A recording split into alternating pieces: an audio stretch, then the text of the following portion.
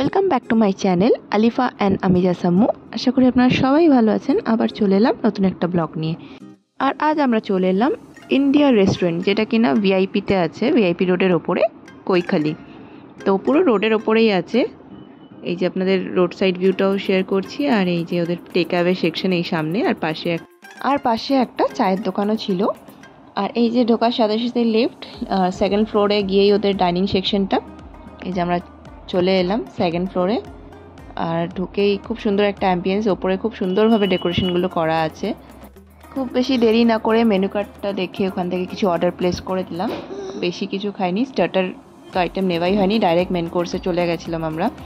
তো আমাদের খাবারও দিতে এমন কিছু টাইম লাগায়নি, খুব তাড়াতাড়ি চলে এসেছিলো। ওয়েটিং টাইম অ্যারাউন্ড 30 মিনিটস মতো ছিল, সবই পরপর চলে এসেছিলো। এই যে সবার প্রথমে ছিল মাটন বিরিয়ানি, তারপরে চিকেন বিরিয়ানি আর একটা দম চিকেন, আর তার সাথে ছিল তন্দুরি রুটি ছিল।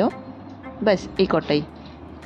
আর যদি এখানে কোয়ান্টিটির কথা বলা হয়, রাইসের কোয়ান্টিটিটা একটু কম ছিল বাকি রেস্টুরেন্টগুলো থেকে। বাকি রেস্টুরেন্টে অনেকটাই বেশি থাকে। আর চিকেন, এক পিস চিকেন ছিল, আর আলুটাও প্রচণ্ড সফট ছিল, চিকেনটাও প্রচণ্ড টেন্ডার ছিল। তো টেস্ট ঠিকঠাক ছিল, খারাপ ছিল না, কোয়ালিটি ভালো ছিল, বাট কোয়ান্টিটি একটু কম ছিল। দম চিকেনটা তো খুবই টেস্টি ছিল, এতটাই টেস্টি ছিল তো এখনও টেস্টটা ভুলতে পারছি না। তো আরেকবার গিয়ে ট্রাই করার ইচ্ছা আছে। আপনারা গেলে অবশ্যই দম চিকেনটা একবার ট্রাই করবেন। আর এটা তো খিদিরপুরে তো খুব ভালো একটা ফেমাস আউটলেট এদের, ইন্ডিয়া রেস্টুরেন্ট। আর এই আউটলেটটা কৈখালিতে বেশি দিন হয়নি খুলেছে। তো আপনারা চাইলে এখানেও আসতে পারেন, খিদিরপুরেও যেতে পারেন। জানি না খিদিরপুরেরটা ট্রাই করা হয়নি কেমন হবে। তো এত টেস্টি ছিল খাবারগুলো, পুরো চেটে পুড়ছে প্লেট পুরো ক্লিয়ার করে দিয়েছে। ওদের আর ভালো করে পরিষ্কারও করতে লাগবে না। এখানকার সার্ভিসটা খুবই ভালো ছিল। ফার্স্ট মানে টেবিলে আইটেমগুলো চলে আসছিল। আর সেকেন্ডলি হচ্ছে খাবার তো নো ডাউট খুবই ভালো।